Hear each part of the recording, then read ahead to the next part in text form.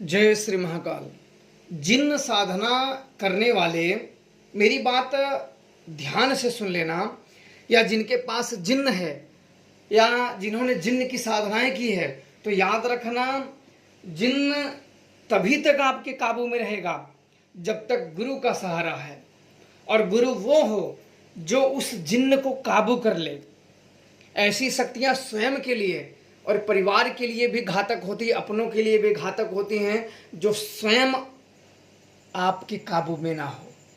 क्योंकि कई लोग ऐसे मूर्ख होते हैं जो इन जिन्नों के, भूतों के, पिशाचों की, मसानों की ऐसी साधनाएं कर तो लेते हैं, लेकिन पूरी तरीके से उस पर निर्भर हो जाते हैं और वो फिर अपनी चाल चलता है।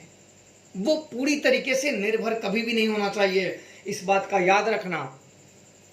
क्योंकि वो अपने तरीके से आपको, उसको बुलाया तो जा सकता है, पर उसे वापस अपने लोक में भेजा नहीं जा सकता है। इस बात का आप लोग याद रखना कि जिन्न आता है तो खास मकसद से ही आता है। बुला तो लिया जाता है पर उसे भेजा नहीं जा सकता है इतना आसानी से।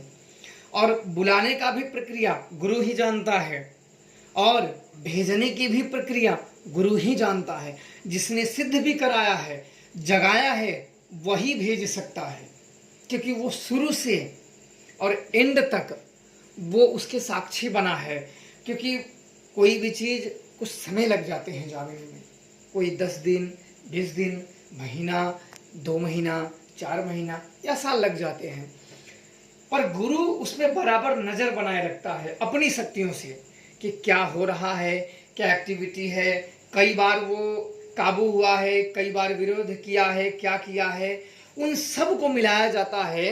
अगर यह शक्ति साधक के अगर कब्जे में कर ले तो ये समझो बहुत बुरा कार्य करवाएगी, और इसे आज नहीं तो कल, जब तक इसका काम रहेगा तब तक उसका साथ देगी, अन्यथा इसे ही मौत के घाट उतार देगी। आपने कई जगह ऐसे देखे हुए हैं कि ओझा ही स्वतः ही अपने शक्तियों द्वारा मारा गया है। एक गलती और प्राण इस शरीर से बाहर हो जाएगा। एक गलती जिंदगी की वो आखिरी गलती होगी।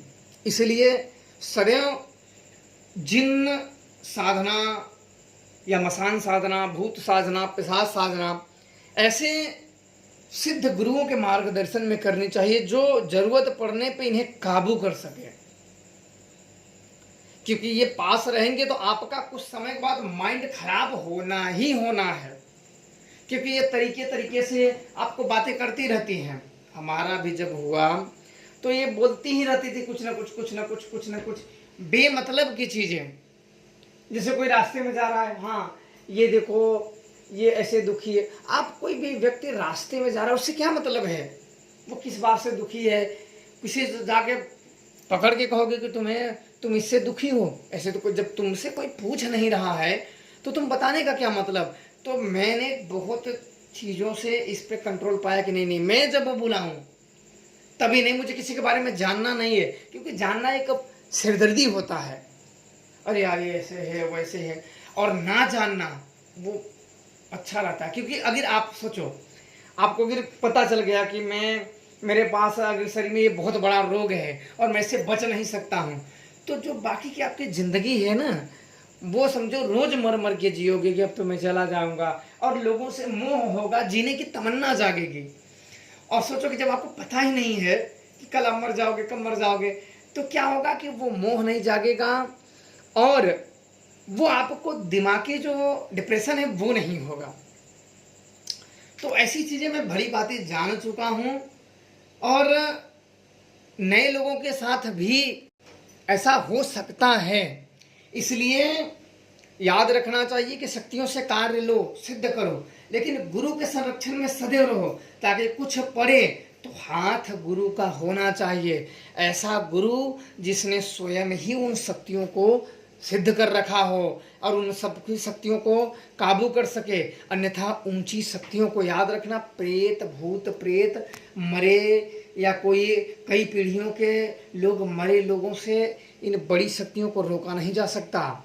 ये भी तंत्र मंत्र इल्म के जानकार होते हैं। आप मंत्र पढ़ोगे, बदले में ये मंत्र पढ़ देते हैं, आपका मंत्र निष्फल हो जाता है।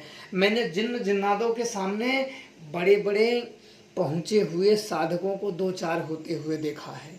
क्यों? कारण यह है कि जब आप इनको कैद करने का मंत्र पढ़ते हो तो ये बदले में भी आपका मंत्र पढ़ देते हैं और आपका मंत्र निष्फल हो जाता है। आप क्या करोगे फिर?